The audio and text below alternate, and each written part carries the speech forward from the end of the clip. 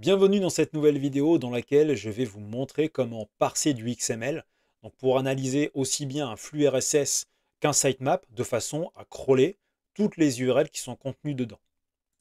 Donc par exemple là, j'ai un flux RSS et à côté, j'ai un sitemap. Alors, la structure est un peu différente.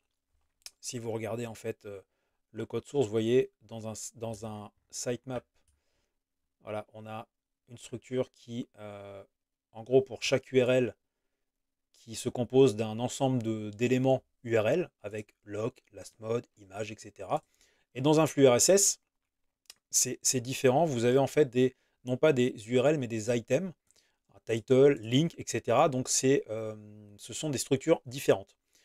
Mais vous allez voir, le template Automa que j'ai créé permet automatiquement de détecter si on est dans un flux RSS ou si on est dans un sitemap. Donc démonstration. Je vais prendre par exemple, eh bien voilà, le flux RSS. Je vais le saisir ici. Voilà, je l'avais déjà saisi, parfait. Et là, donc, c'est parti. Je le lance.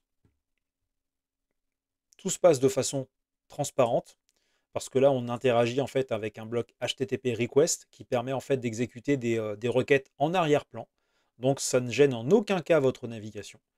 Et donc là, c'était tellement rapide et invisible qu'on n'a rien vu. Mais là, il s'est bien exécuté. J'ai enregistré chaque URL dans un tableau. Donc vous voyez, toutes les URL ont été répertoriées dans un tableau. Donc ça a très bien fonctionné. Ça m'a bien récupéré les URL, toutes les URL du flux RSS.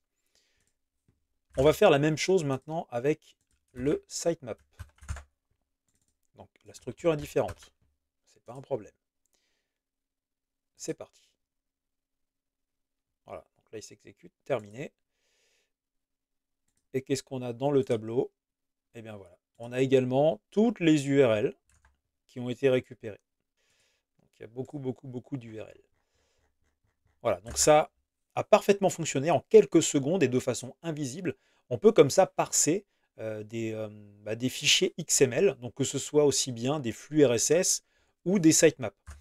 Comment ça fonctionne? Alors, donc là, vous avez vu, on commence, comme je vous le disais, avec un bloc HTTP request qui permet d'exécuter de scraper de façon invisible, d'exécuter des requêtes de façon invisible.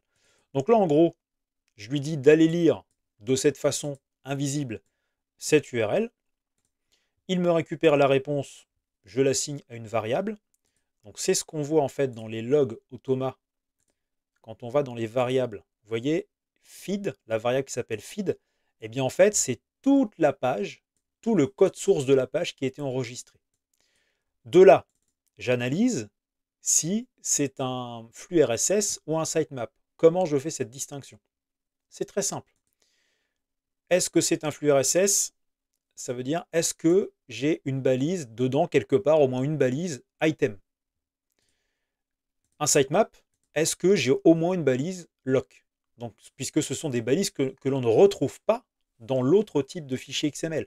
Donc voilà, tout simplement, c'est comme ça que je détecte de façon automatique si on fait appel à un flux RSS ou à un sitemap.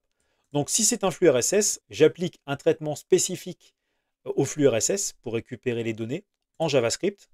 Merci ChatGPT parce que moi j'y connais rien en JavaScript et c'est ChatGPT qui m'a donné le script à utiliser et avec une version légèrement différente. Du coup, pour prendre en compte la différence de balisage, je parse, j'analyse, j'extrais les données du fichier soit sitemap, soit RSS. Une fois qu'on a exécuté ces blocs-là, on se retrouve avec ce que je vous ai montré au préalable, c'est-à-dire une variable feedTab. C'est le JavaScript qui crée ceci en fait.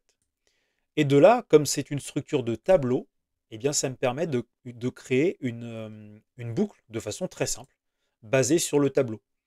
Donc, j'utilise un bloc loopData qui se base sur une variable, la variable qui s'appelle feedTab, tout bêtement. Cette boucle, je lui donne un nom. Et à partir de là, donc début de la boucle, fin de la boucle, eh bien, j'applique tous les traitements que je veux réaliser sur ces URL. Donc là, moi, je n'ai pas mis d'exemple en particulier, mais donc de là, vous pouvez imaginer, à partir d'un sitemap ou d'un flux RSS, eh bien, de traiter chaque URL et d'y faire ce que vous voulez.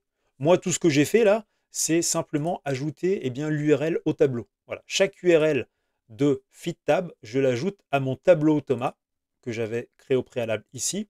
Et donc, c'est ce qui me permet comme ça d'avoir mon petit tableau à la fin avec tout ça. Mais donc, encore une fois, au sein de la boucle, vous pouvez imaginer tout et n'importe quoi. L'idée, c'est que grâce à ce template, vous pouvez comme ça récupérer toutes les URL et y faire le traitement que vous voulez. D'une façon, comme vous l'avez vu, je pense, relativement simple. On a quoi? On n'a même pas 10 blocs pour traiter toutes ces conditions. Retrouvez ce template dans ma formation Automa, ce qui vous permettra de l'analyser et de le tester par vous-même. Vous n'avez pas tout compris, c'est normal, je vous rassure, ce n'était pas une vidéo de formation, mais de démonstration. Parce que le but de ma formation, c'est justement de vous apprendre de façon progressive à maîtriser Automa pour que vous puissiez être à l'aise sur tous les templates. Vous avez aimé cette vidéo? Alors n'hésitez pas à la liker, la commenter, la partager, c'est ce qui me motive à continuer. Et si vous avez des idées de templates pour de prochaines vidéos, dites-le en commentaire. Et bien sûr, pour ne rater aucune future vidéo, abonnez-vous à ma chaîne.